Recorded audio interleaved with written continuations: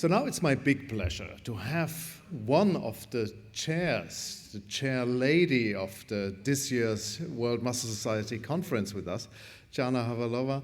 Jana, more than welcome to join us, and she will tell us a bit about gait pattern in infants. So firstly, thank you for inviting me. I'm really pleased to be here, and I'm a pediatric neurologist here from Prague, and I was asked to speak about gait pattern in infants. These are my disclosures, but they are not closely related to the topic, so I can skip them. We all know as a clinician that the gait pattern is based on the central nervous and peripheral nervous system. So any abnormality can change your gait pattern. And we all know if there's a problem in the central nervous system, then you can have clear clinical signs, and then you can do some examination. The same is in the peripheral nervous system. And all these diseases can be acquired or inherited. And we already heard in the first talk, there is another system that influences gait of pattern as a skeletal and connective tissue abnormality. So that's everything clear, and it's exactly the same in pediatric and adult neurology. But I have the gait pattern in infants, and the most important factor in this time is the development factor. So here you see the motor milestones, and what you can see here that, for example, when I look on the sit without support, so normally children are able to sit without support about the age of 6 months. But you can see here that there is a broad differences. Some are able to do it at 5 months, some at 8, and it's still normal. So there is quite variability in this motor development. And this is sometimes quite difficult to say when you see the child for the first time if it's already abnormal or still normal. And it's something that I would like to show you on videos, that sometimes really you need a time to resolve if it's just normal, only just a borderline development or some abnormality. And there are some conditions for this normal motor development. Of course, is the internal status. If you would have a child that's has repeated respiratory infection, hospitalization because of pneumonia, then of course the motor development cannot be normal because they have some other problems and they are not motivated to develop properly. Then, and it's really important, is a mental status. If you have a patient with cognitive problems, of course the development would be delayed because they are not enough motivated to do the new steps. So always when you have a child, look on the mental status, check it and examine it. This is similar like with sensory function. If you have a blind child, then again won't be motivated to explore the space around because they cannot see anything. Then the motor development, because of this motivation, would be delayed. And this is something that's, of course, curious, and we have to learn the global world. So there are some social and culture context of the motor development, and these are some pictures from the literature that in some countries, if the child is sitting on the bed, sleeping on the position like this, it influences the development for sure. And even in the Western countries, there are examples that there are some equipments that are sometimes very popular, but it can influence the motor development. For example, the baby walker, it's nothing positive to use the baby walker so often because it can, based on this review, it can really slower the motor development. But the baby hammock was more beneficial. So if you can choose baby hammock. But this is what can influence the gait pattern in infants. And now we will go through these gait abnormalities because through 30 minutes, I have only 30 minutes, we cannot discuss everything. So I just pick up some really abnormal gaits and will show you the cases. And this is what we will see. And my most important message from my talk would be that this gait pattern in infants is really a global problem. It's not only about the neuromuscular disorders. So even we are specialized in neuromuscular disorders, in this age we always have to look on the whole internal and mental status of the patient. First, two walking. We will hear and know that it's typical first symptoms of limb girdle muscle dystrophy, of course. But we, in this age, it's so frequent that we see the idiopathic two walking without any neurological problems, and it will solve in the future with only, for example, physio. So it's quite often. And how we can differentiate if it's pathology or if it's really the idiopathic two walking. So when you look on the first video, this girl does not have any pre or perinatal positive history. It's just a healthy child with normal motor development, but from the beginning just going on her tiptoe. So when you just look on the second video, it's similar age, but even we don't discuss the history, you already see this is not only the problem with the type 2 walking, but it's a global problem. There is the instability of the trunk muscles and coordination problems. Even from the objective examination, you can get the feeling that the first girl would be healthy when we do the physio and stretching regularly. So sometimes can begin a problem, but mostly resolve it spontaneously with physio. But the second one, that's already a problem. And when we ask about the history, this one as a positive perinatal history is a typical case for cerebral palsy. So when you would examine it, there would be hyperreflexia, not only the type 2 walking, and so that's a problem. But the first one is just healthy child. So this is the thing that we need to differentiate when you see abnormal gait in infants. And of course, the two walking, you can have, that's absolutely what you know from the adult neurology as well. So you have a child, comes because of the two walking, but when you go to the history, and it's the most important thing, is to ask if she was able to walk normally. And in her case, she just started walking in the normal age, and these problems appeared at the age of 4.5 years. So there was a period with normal walking and then abnormal walking. So even this information, you always have to be suspicious that there should be can be a neuromuscular problems. When you look at her, it's not only about the two walking, but there is clear limb girdle muscle weakness. So when we look on the examination, CK is higher. We just use different units, so don't be mistaken by the units. And if we have like the borderline CK, we sometimes do EMG just to exclude motor neuron diseases. And then we did the gene testing. So here, clear diagnosis, limb girdle muscle dystrophy, and was said in the morning, if you have the lamine, then you have to be afraid of the cardiology abnormality, so be followed by cardiologist.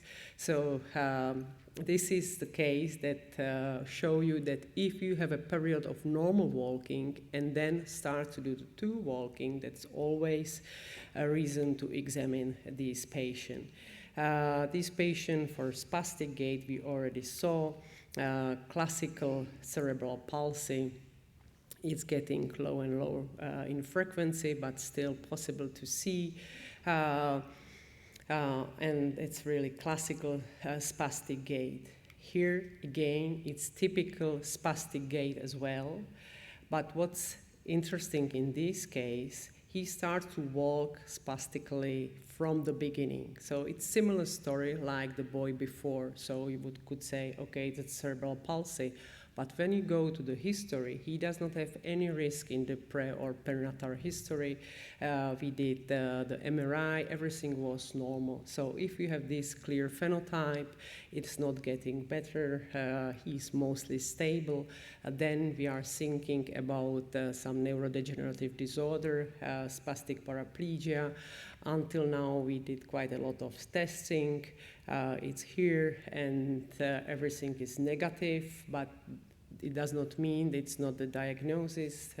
So we for sure will go back again to this boy and his genetic data and look we're looking for some causal abnormality. So 2 boys with spastic gait, similar phenotype, but it's not a cerebral palsy. Think that sometimes as a differential diagnosis to cerebral palsy, you can have the spastic paraplegia syndrome. Then waddling gait.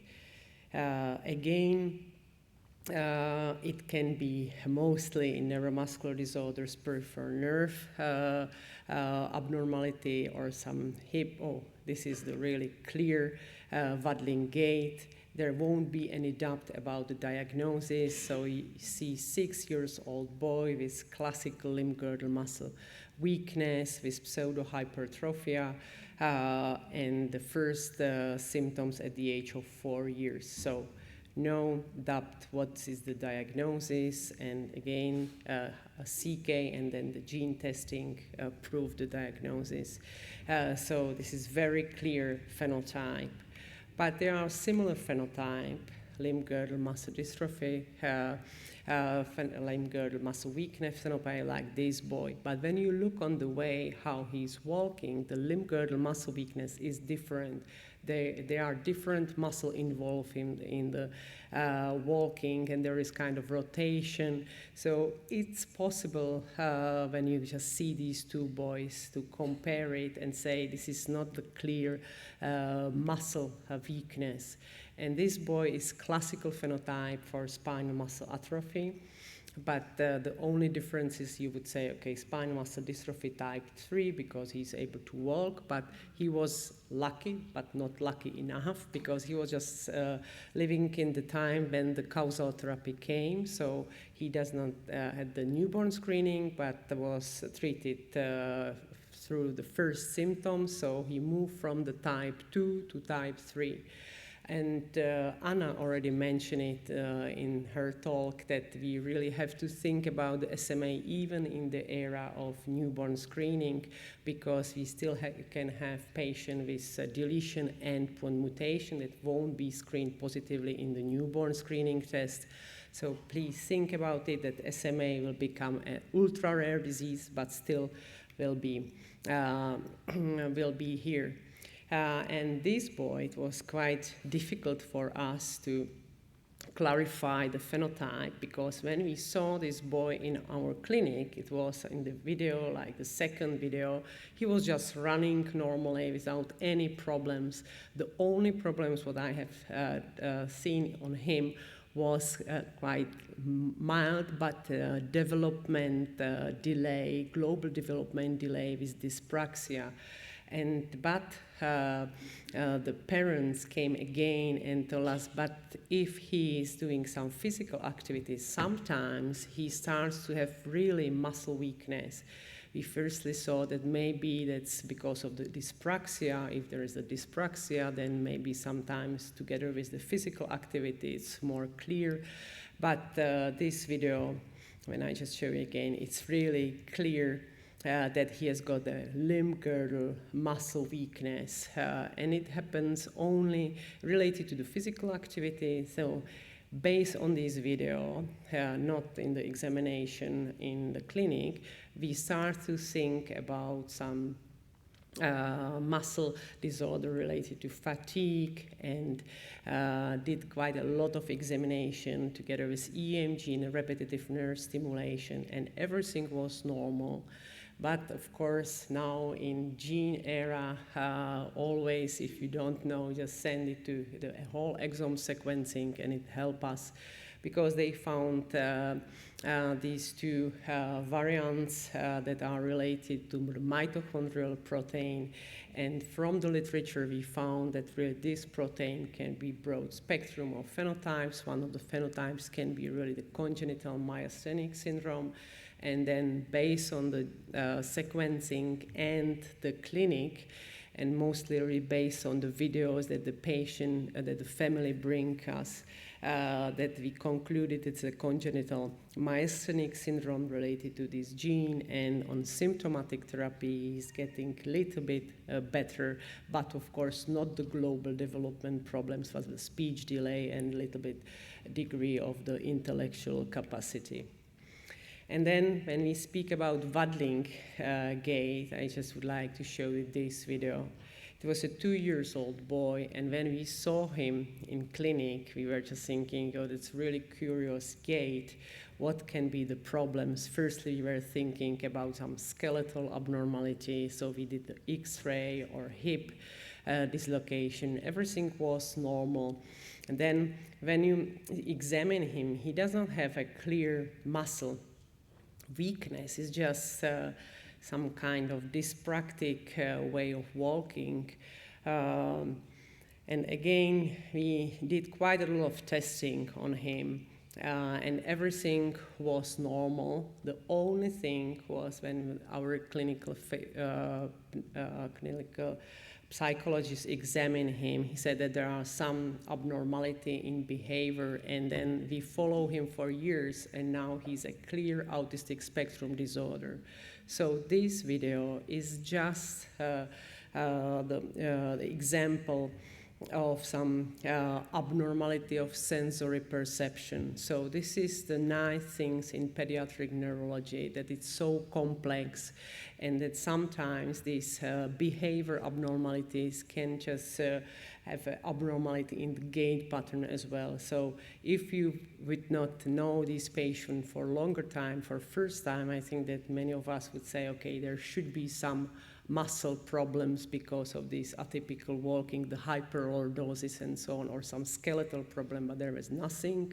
It's only really this abnormal sensory perception in this patient. Step-pitch gait, okay, that's for adult, clear phenotype, and I show you that sometimes it's not so clear, okay? I show you this video. Here it's clear. That's for sure it's clear. It's a distal muscle weakness. You clearly see the muscle weakness already on the hands as well.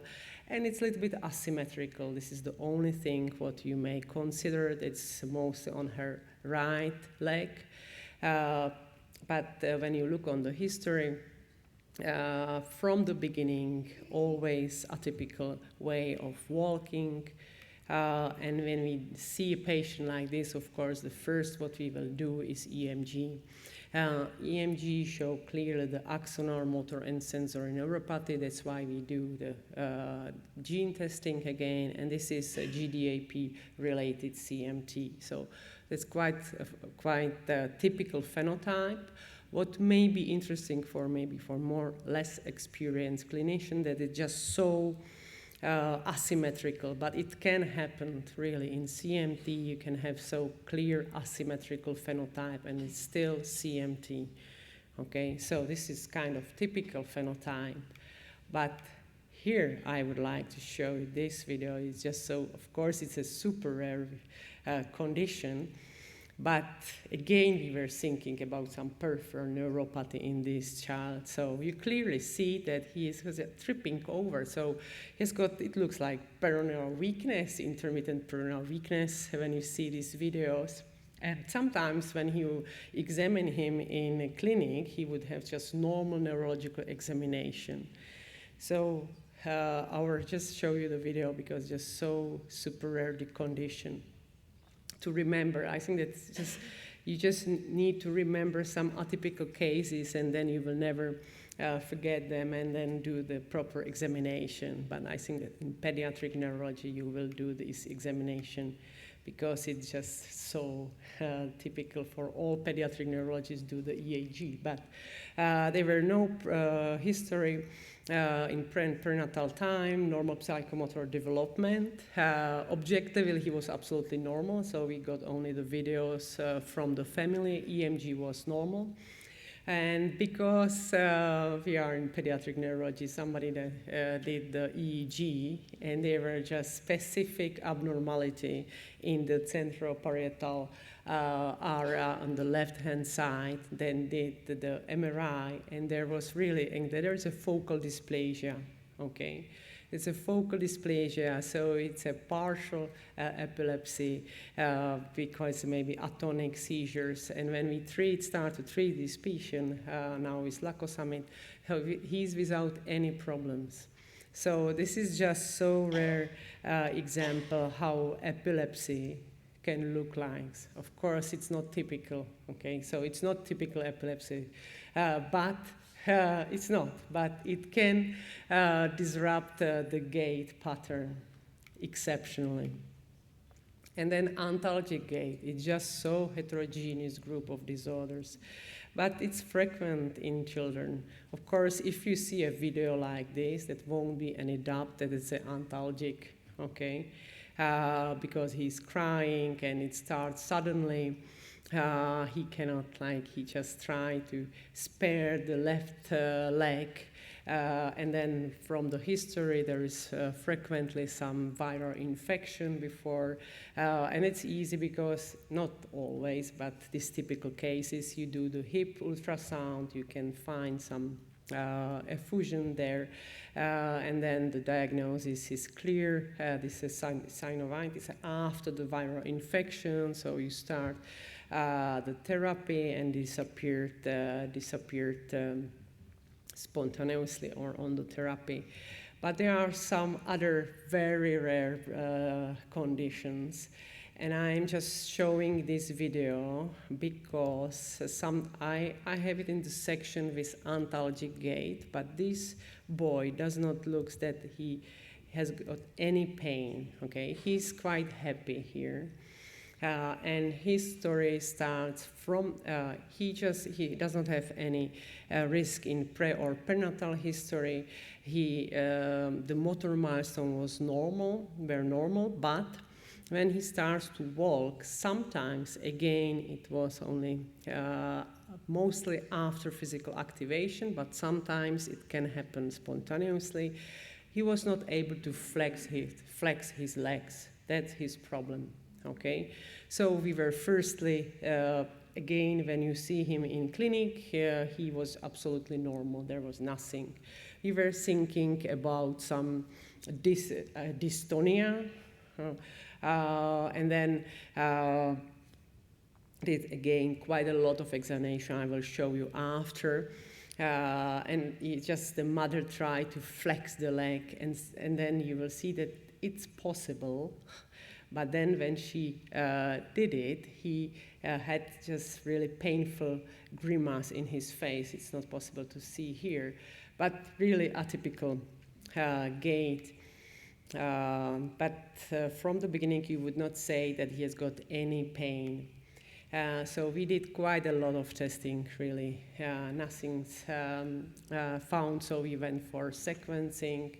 Once nothing found, then we still saw the patient in the clinic coming again. We tried many therapies like for dystonia, and nothing was successful. So we just asked again our genetician, and it's really a good example that you really sometimes go through the data again and again, and finally we found this variant in the COMP gene that caused really clinically pseudoachondroplasia. Okay, so he's got a joint problems, and because it's painful for him, he doesn't want to flex the hips when he's walking.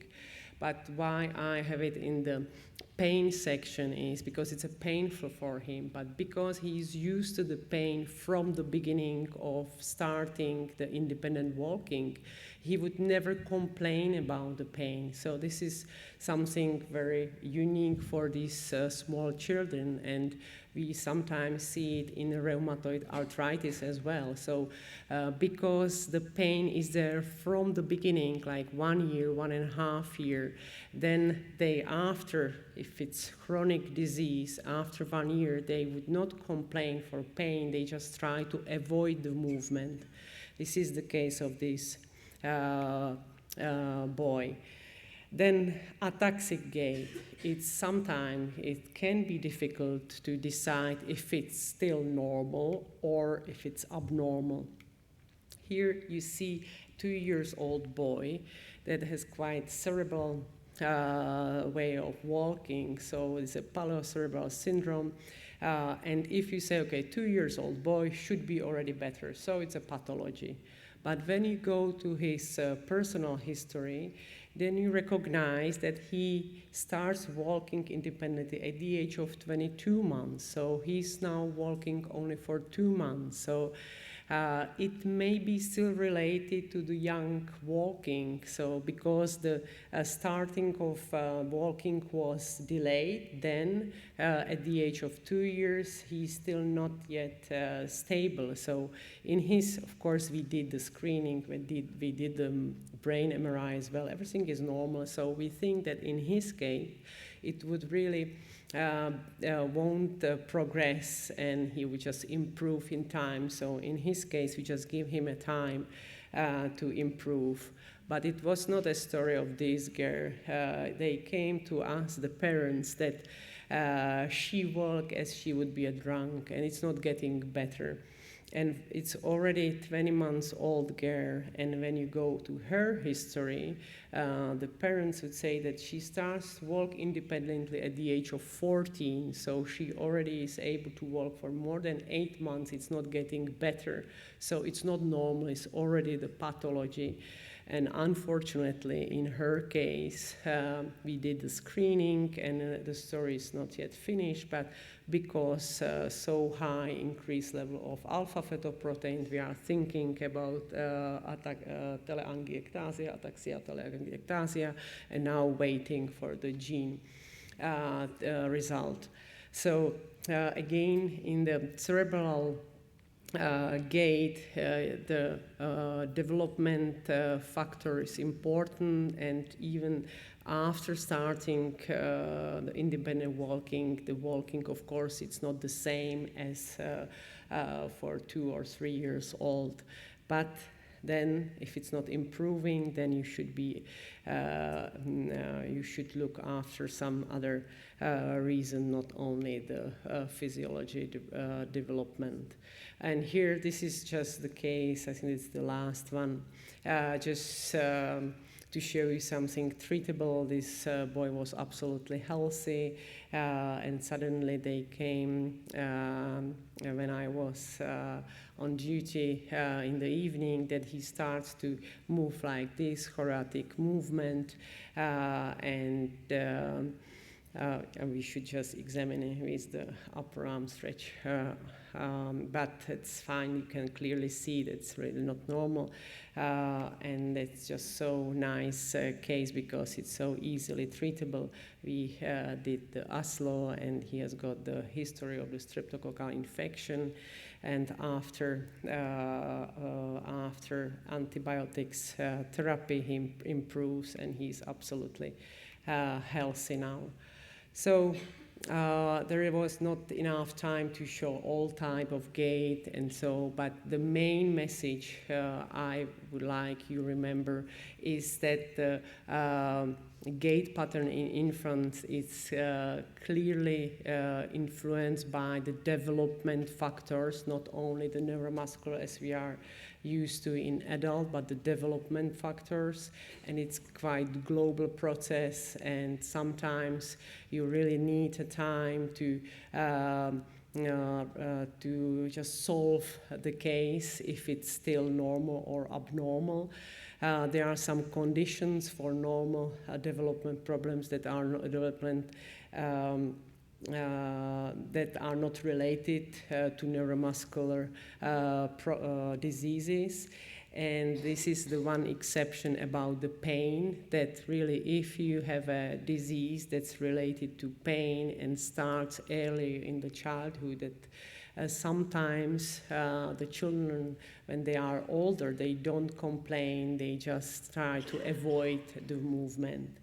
And of course, in pediatrics, sometimes it's just so difficult to examine 2 or 3 years old child. So it's good to ask the parents just any abnormality what they see in their children, just to do the video, and just then it's easier to do the diagnosis. So thank you for your attention, and of course my colleagues and everyone.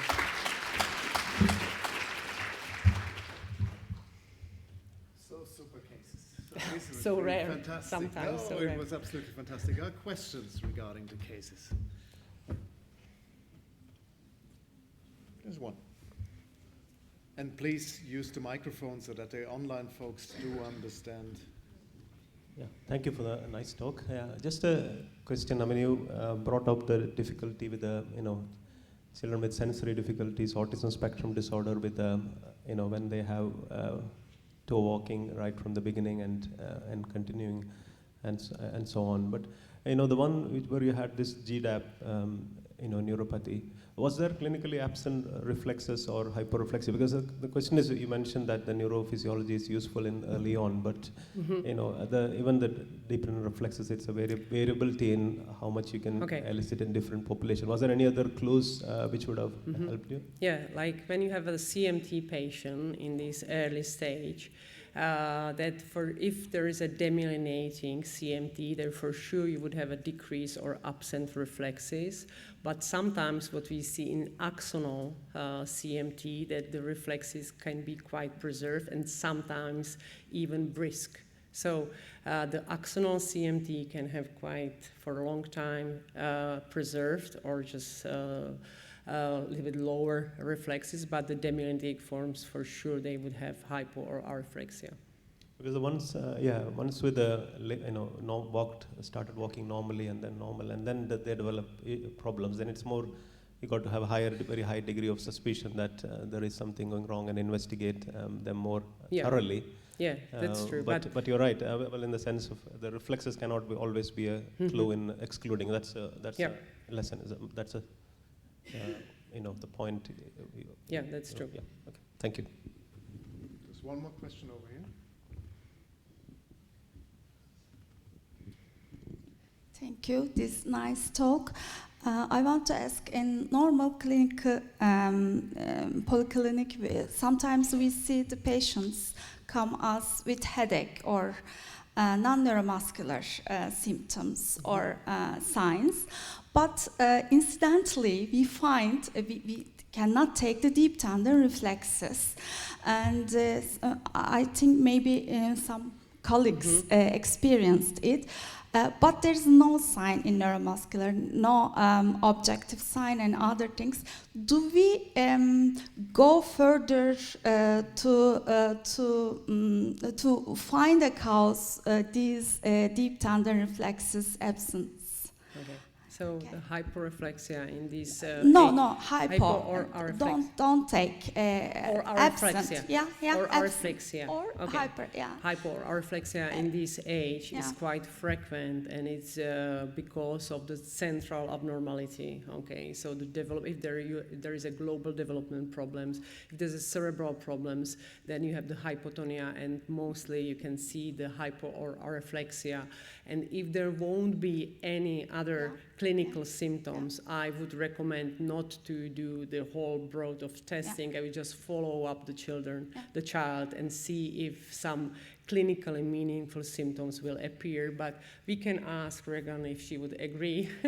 She's the expert most. So I think really this is only the sign if you would have a hypoareflexia, and it's not the disease. Okay, so just look on the child globally, and if there is nothing else, so then just follow the child.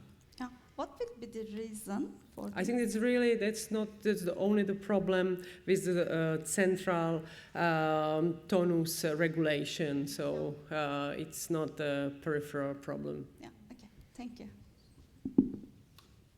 All right. If I don't see any more questions, Jana, thanks a lot for these super nice cases.